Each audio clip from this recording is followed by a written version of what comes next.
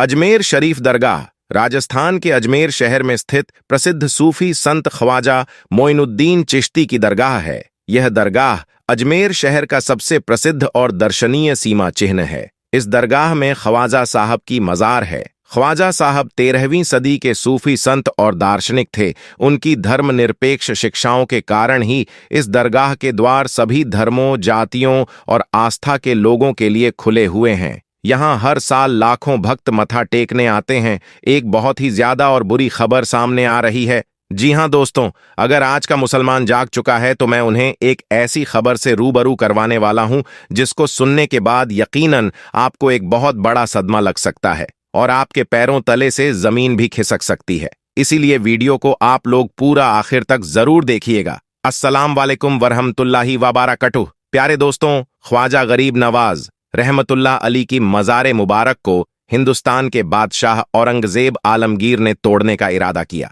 बादशाह औरंगजेब को वलियों के मुताबिक यह गलत फहमी थी कि मरने के बाद मज़ारों में उन्हें दोबारा जिंदा किया जाता है। अपने इसी वहम को दूर करने के लिए बादशाह औरंगजेब एक रोज गरीब नवाज की जियारत करने के लिए अजमेर शरीफ तशरीफ ले गए और जब अजमेर पहुंचे और अजमेर पहुंचकर औरंगजेब ने अपने ताजी से कहा कि चलो मान लेता हूं कि गरीब नवाज अल्लाह के वाली है, मगर मैं तो तभी ये मानूंगा जब मैं उनको सलाम पेश करूंगा तो मुझे सलाम का जवाब मिलना चाहिए। अगर सलाम का जवाब मुझे नहीं मिला तो मैं मज़ार शरीफ तोड़ दूंगा। तो औरंगजेब आलमगीर जब मज़ार पर पहुंचे और हाजिरी दी और वहां पर एक अदनाशा शख्स बैठा हुआ था। वह शख्स इंतजार कर रहा था। तो बादशाह औरंगजेब ने उस शख्स से पूछा, ऐ शख्स, क्या मामला है? तुम यहां पर क्यों बैठे हो और तुम परेशान लग रहे हो? तो उस शख्स ने बादशाह औरंगजेब से फरमाया, हजरत, मैं आपसे नबीना हूं, यानी कि मैं अंधा हूं और काफी आरसे से ख्वाजा गरीब नवाज रहमतुल्लाह अली से दुआ कर रहा हूं कि मेरी आंखों की रोशनी वापस आ जाए, लेकिन कोई फायदा नहीं होता। मैं काफी अरसे से यहां हाजिरी देता हूं और रो रो कर दुआ भी करता हूं कि अल्लाह ताला अपने इस वली के सदके में मेरी आंखों की रोशनी मुझे वापस कर दे, मगर आज तक मुझे कोई भी फायदा नहीं हुआ, यानी मेरी आज तक कोई हाजिरी और कोई दुआ कबूल नहीं हुई। तो बादशाह औरंगजेब ने उस शख्स से कहा कि मैं मज़ार पर सलाम पेश करने के लिए जा रहा हूं और जब मैं वापस आऊं और तब तक तेरी आंखों की रोशनी तुझे वापस न मिली तो मैं तलवार से तेरी गर्दन उड़ा दूंगा। इतना सुनना था कि वह अंधा शख्स और भी ज्यादा परेशान हो गया और ज्यादा गमगीन हो गया और वह अंधा शख्स यह सोचने लगा, अब तक तो मेरी आंखों की रोशनी नहीं थी, लेकिन अब मेरे गर्दन की बारी आ गई है। यानी वह अंधा शख्स कहने लगा, अब तक तो मैं मेरी आंखों से परेशान था, लेकिन मेरी आंखों की रोशनी नहीं है, मैं अंधा हूं। लेकिन बादशाह ने जब मेरी गर्दन उड़ाने की बात कही है, यानी अब मेरा बचना बहुत ही ज्यादा मुश्किल नजर आ रहा है। फिर उस अंधे शख्स ने जोर जोर से रो रो कर और तड़प तड़प कर ख्वाजा गरीब नवाज से फरियाद करने लगा। और जब बादशाह औरंगजेब ने ख्वाजा गरीब नवाज को सलाम पेश किया,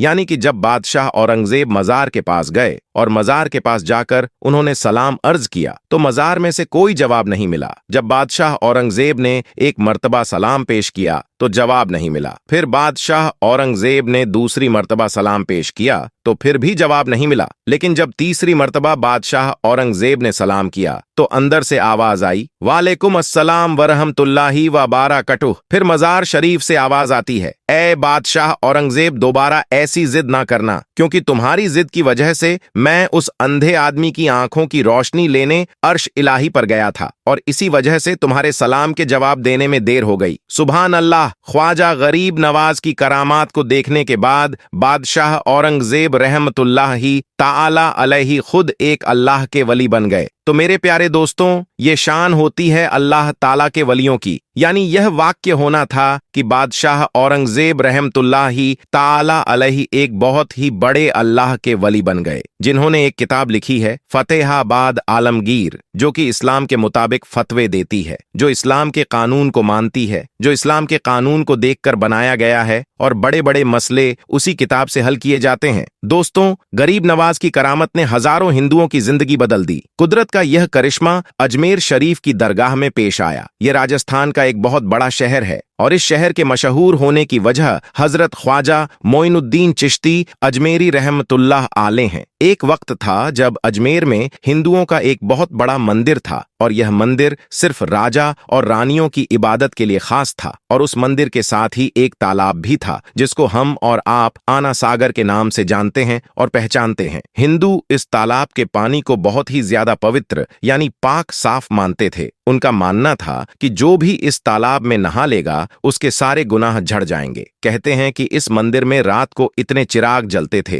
कि हर रात 3.5 मन तेल उन चिरागों में इस्तेमाल होता था। अगल बगल के देहाती इलाके मंदिर के नाम थे, यानी उन देहात की आमदनी मंदिर पर खर्च होती थी। उस मंदिर में हजारों लोग रहते थे जिनका काम आने वालों की सेवा और देखभाल करना था कि कौन सा खुदा बेटा देता है, कौन सा देवता सेहत और तंदुरुस्ती का मालिक है और किस मूर्ति की पूजा से दौलत की बारिश होती है। हजरत ख्वाजा गरीब नवाज रहमतुल्लाह आले उस मंदिर के पास चले गए और आना सागर से कुछ दूरी पर चटाई बिछाकर अपने मुरीदों के साथ बैठ गए और उसी वक्त अजान वक्त हो गया। लिहाजा आप रहमतुल्लाह आले ने हजरत कुतुबुद्दीन बख्तियार काकी रहमतुल्लाह आले से अजान देने को कहा। अजमेर में अल्लाह की वहदानियत और सल्लल्लाहु अलैहि वसल्लम की रिसलत का यह पहला इलम था। वह लोग इस्लाम को नहीं जानते थे कि इस्लाम क्या है। चुनांचे अजान की आवाज सुनकर वह हैरान हो गए और अपने घर से निकल आए। सब मुसाफिरों ने आना सागर के पानी से वजू किया और नमाज पढ़ना शुरू किया। सब हिंदू हैरान रह गए कि सब भगवान तो अंदर हैं, तो फिर यह लोग किस भगवान को पुकार रहे हैं। जब शाम हुई तो राजा के ऊंट जो दिन में चरने के लिए गए हुए थे अपने चरवाहों के साथ वापस आने लगे इत्तेफाक से। जहां ख्वाजा गरीब नवाज रहमतुल्लाह आले अपने साथियों के साथ बैठे हुए थे वह जगह राजा के ऊंटों के बैठने की जगह थी। चरवाहों ने ख्वाजा गरीब नवाज रहमतुल्लाह अली से कहा, उठो बाबा, ऊंटों के बैठने की जगह खाली करो। आप रहमतुल्लाह अली ने फरमाया कि इतना बड़ा मैदान पड़ा है, ऊंट तो कहीं भी बैठ सकते हैं, क्यों मुसाफिरों को तंग करते हो। लेकिन वह ना माने और जिद कर रहे हैं कि ऊंट इसी जगह पर बैठेंगे। आखिर उन्होंने बहुत बदतमीजी से कहा, ये राजा के ऊंटों के बैठने की जगह है और इधर राजा के ऊंट ही बैठेंगे, तुम लोग कहीं और डेरा लगाओ। आखिर आप रहमतुल्लाह आले ने उठते हुए हजरत कुतुबुद्दीन बख्तियार काकी रहमतुल्लाह आले से फरमाया, उठो कुतुबुद्दीन, यह कह रहे हैं कि ऊंटों के बैठने की जगह है तो चलो ऊंट ही बैठे रहेंगे। यह कहकर आप रहमतुल्लाह आले अपने साथियों के साथ वहां से उठ गए। अगली सुबह जब ऊंटों को चराने का वक्त आया और उनको चराने के लिए जाने लगे तो चरवाहों ने ऊंटों को उठाना चाहा, लेकिन पता नहीं वो ऊंट तो उठने के काबिल ही नहीं थे। उन्होंने ऊंट को मार मार कर जबरदस्ती उठाना चाहा, लेकिन वह बैठे ही रहे।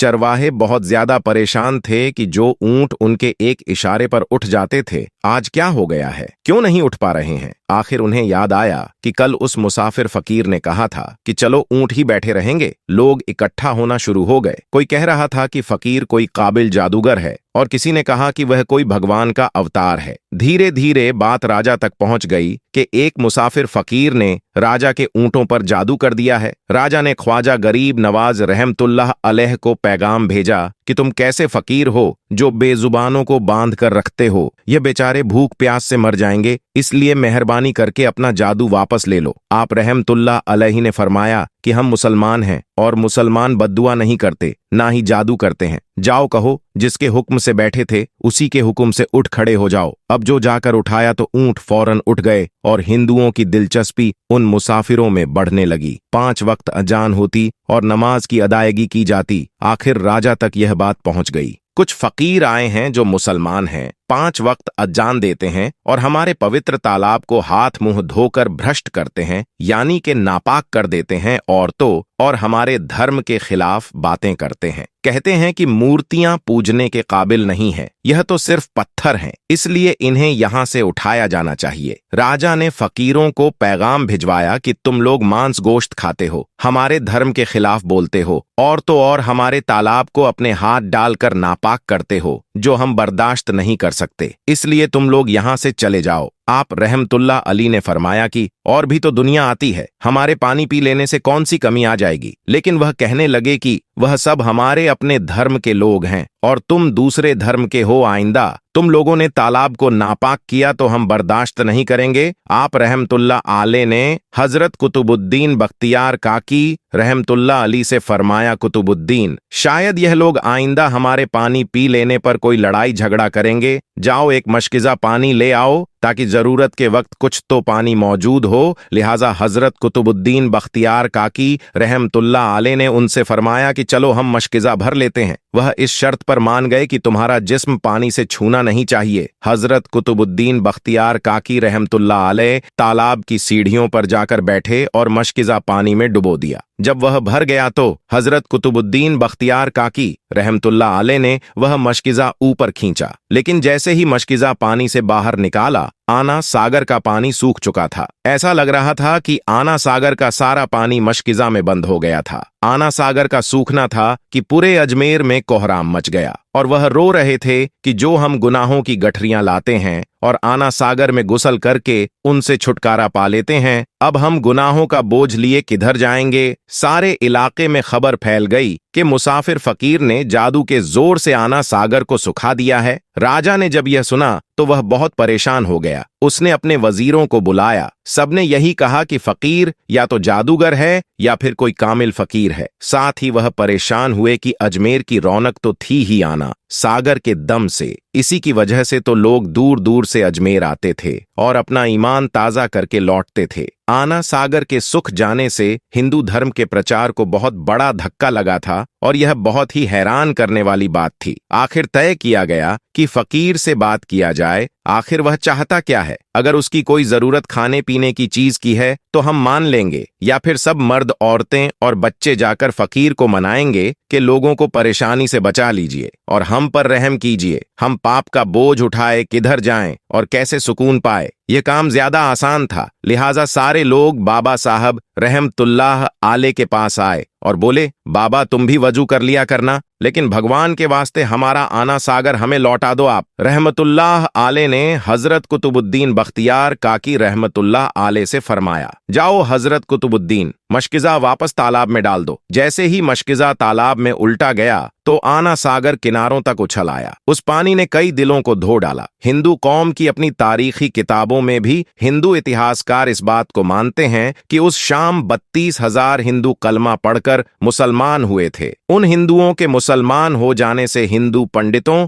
और आम हिंदुओं में भी गम और गुस्सा का तूफान उठ खड़ा हुआ था और वह सोच में पड़ गए थे कि फकीर अगर कुछ दिन और इधर रुक गया तो देवी देवताओं का तो नाम लेने वाला भी कोई नहीं होगा। लिहाजा लोगों ने राजा को मजबूर किया कि जल्द से जल्द कुछ किया जाए। राजा ने मंदिर के बड़े पंडित रामदेव को बुलाया और उसे बाबा साहब रहमतुल्लाह आले से मुकाबला करके जल्द से जल्द उन्हें हराने को कहा और अजमेर से बाहर निकाल देने का हुक्म दिया। रामदेव अपने वक्त का माना हुआ पंडित था, जिसके इल्मे काबिलियत की दूर दूर तक धूम मची हुई थी। उसने राजा को यकीन दिलाया कि जल्द ही राजा को कोई अच्छी खबर सुनाएगा। रामदेव बाबा साहब रहमतुल्लाह आले के पास आया और उल्टे सीधे सवालात करने शुरू कर दिए। बाबा साहब रहमतुल्लाह आले चुप रहे। जब रामदेव ने हद से बढ़कर शोर मचाना शुरू किया तो बाबा साहब रहमतुल्लाह आले ने उसकी तरफ आंख उठाई और मुस्कुराकर फरमाया कि रामदेव, तू शोर मचा रहा है, पर मैं तेरे माथे पर ईमान का नोट चमकता देख रहा हूं। इस निगाह और इस लहजे में ना जाने क्या जादू था कि रामदेव कदमों में गिर गया और रोते हुए बोला, बाबा, जिस धर्म के तुम हो उसी धर्म में मुझे भी शामिल कर लो। सब लोग जो यह सब देख रहे थे देखते ही रह गए, हैरान थे, परेशान थे। यह क्या हुआ? जो खरीदने आया था वह खुद बिक चुका है, जो जीतने आया था वह हार चुका है। पंडित रामदेव खुद ख्वाजा गरीब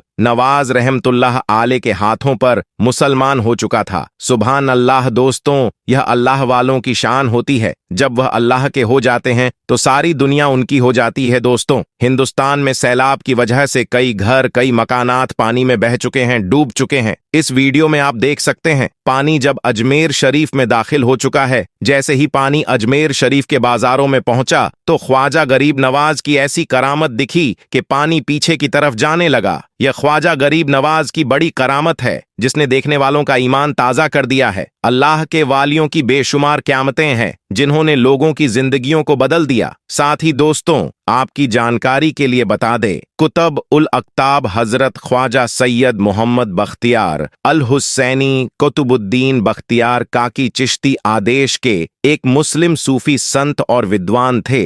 वह ख्वाजा मोइनुद्दीन चिश्ती के आध्यात्मिक उत्तराधिकारी और शिष्य थे जिन्होंने भारत उपमहाद्वीप में चिश्ती तरीके की नींव रखी थी। उनसे पूर्व भारत में चिश्ती तरीका अजमेर और नागौर तक ही सीमित था। उन्होंने दिल्ली में आदेश को स्थापित करने में एक प्रमुख भूमिका निभाई थी। मेहरौली में जफर महल के नजदीक स्थित उनकी दरगाह दिल्ली की सबसे प्राचीन दरगाहों में से एक है। इनका उर्स दरगाह पर मनाया जाता है। यह रब्बी उल अव्वल की 14वीं तारीख को वार्षिक मनाया जाता है। उर्स को दिल्ली के कई शासकों ने उच्च स्तर पर आयोजित किया था, जिनमें कुतुबुद्दीन ऐबक, इल्तुतमिश जिन्होंने उनके लिए गंधक की बावली का निर्माण किया, शेर शाह सूरी जिन्होंने एक भव्य प्रवेश द्वार बनवाया, बहादुर शाह प्रथम जिन्होंने मोती मस्जिद का निर्माण कराया और फर्रुखसियार जिन्होंने एक संगमरमर स्क्रीन और एक मस्जिद जोड़ा शामिल है। सभी धर्म के लोग हिंदू, मुस्लिम, सिख और ईसाई मकबरे पर जाते हैं और हर गुरुवार को और वार्षिक उर्स मेला के दौरान वहां दुआ मांगते हैं। आने वाली वीडियो में दोबारा आपसे मुलाकात होगी। तब तक के लिए अल्लाह हाफिज।